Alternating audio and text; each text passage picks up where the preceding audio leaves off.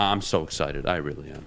Jeff? We're doing one, and we'll just keep rotating. Yeah, we can keep going. Okay, so my first one, I'm going to go Joe Mixon. And listen, Joe Mixon for the Bengals, he's absolutely so important because he not only does so much for them in terms of keeping Matthew off the field and with running the football, he's going to open up so much more for guys like T. Higgins, Jamar Chase. And if they can establish the run, it's not only going to neutralize the pass rush, it's going to slow those guys down, but it's going to make Joe Burrow's job a whole lot easier. And we talk about the Rams and how they love to run the football. Joe Mixon's the best running back on the field coming into the Super Bowl. He needs to have an impact, and he's pretty damn good on the receiving end of things. So if they can find a way to get Joe Mixon involved and he can establish the run, I think it's going to be a long day, literally and metaphorically, because of time of possession for the Rams. And Joe Mixon's going to have a huge impact because you've seen it throughout the regular season. When they're able to get Joe Mixon involved and they're giving him 20-plus attempts, and Joe Burrow can keep his pass attempts down. He's efficient. The offense looks a lot better, and they'll be able to kind of burn the clock and keep Matthew off the field. So my first one, Joe Mixon. And then for my second one, I do want to get into it, Von Miller. And I'll say this.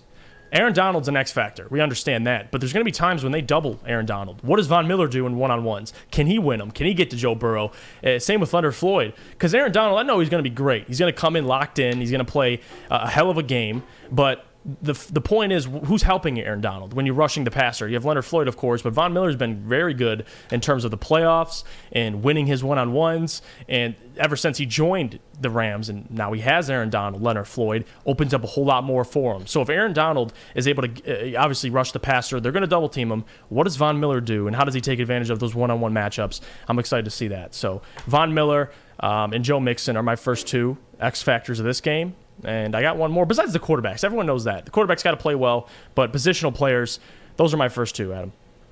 Yeah, look, you know what's one position, again, that I really think maybe we aren't talking enough about, and I'm sure we're not talking enough about it because we don't expect them to really be a contributing factor. Yeah. But Joe Mixon and Cam Akers, and whether it's Darrell Henderson, Sony Michel, whoever it is, whoever has the hot hand in the backfield for the Rams, and Joe Mixon, how do they play a part in this football game? Yeah. Joe Mixon, he's going to get 3, 4, 5 targets minimum, 15, 20 carries you'd expect. But are they going to be able to run the ball against the Rams defense? And I could ask that same question because the Rams have struggled since Arizona to run the football. Since the Arizona game, they have struggled to run the football. Are we going to see a Rams offense similar to what we saw in Arizona where everything is clicking? The run game is going. Right. They're hitting on play-action deep passes, heavy deception plays. Or are we going to see the gunslinging Los Angeles Rams that you saw for a majority of the Bucs game and really in the late third, fourth quarter of the Rams game, or the Niners game?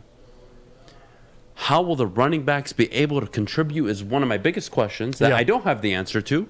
And I don't think either side will have a significant impact. But if you asked me who I think will likely have more of an impact, I'm going to go with the Rams backfield, given I think they're more equipped and that offense to get going than Joe Mixon against that defense.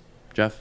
No, yeah, I would agree with you. I think both teams, it's super important to establish the run because both offenses are super, super explosive. You want to keep both quarterbacks off the field. So if the Rams are able to establish the run with Cam Akers and Sony Michel, of course, it's going to benefit them. Same with the Bengals. I think if you don't want to get into this game in the Super Bowl, abandon the run, and have either Matthew or Joe Burrow out there trying to win the football game for you. Can you do it? Yes. But it's not ideal. And if you're in a Super Bowl, it's so important, man, to get these guys involved. I think you're absolutely correct. Both sides of the ball, I think the Rams would probably benefit even more to your point because once they get going, that play action, it's hard to stop them. And you saw it so far in the playoffs.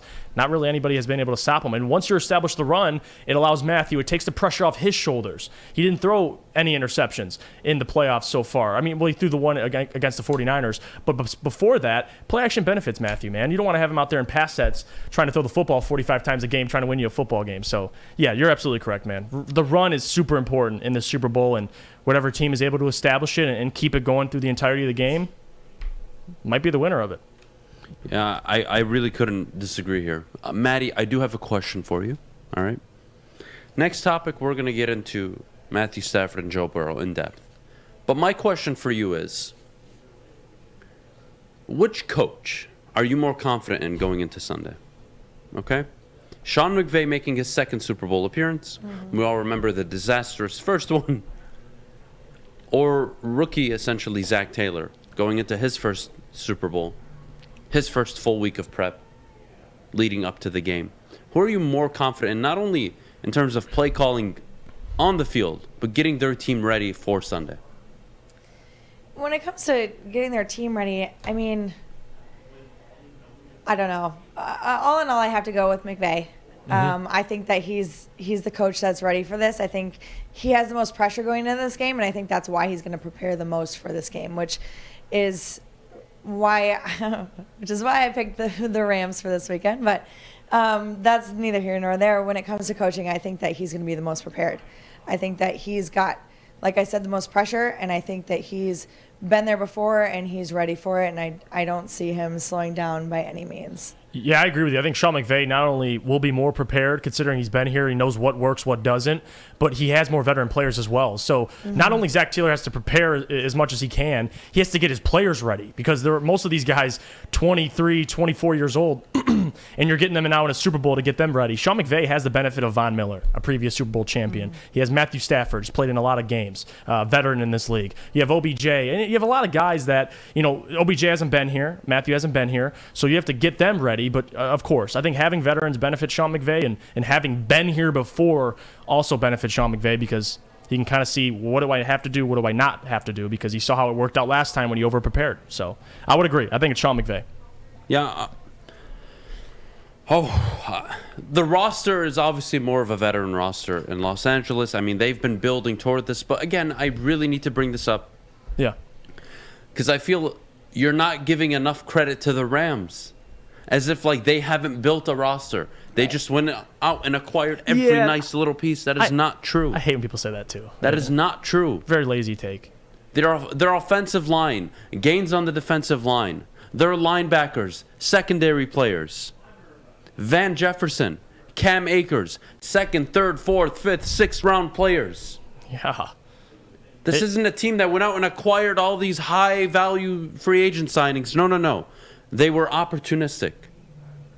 Odell Beckham became available on the waiver wire.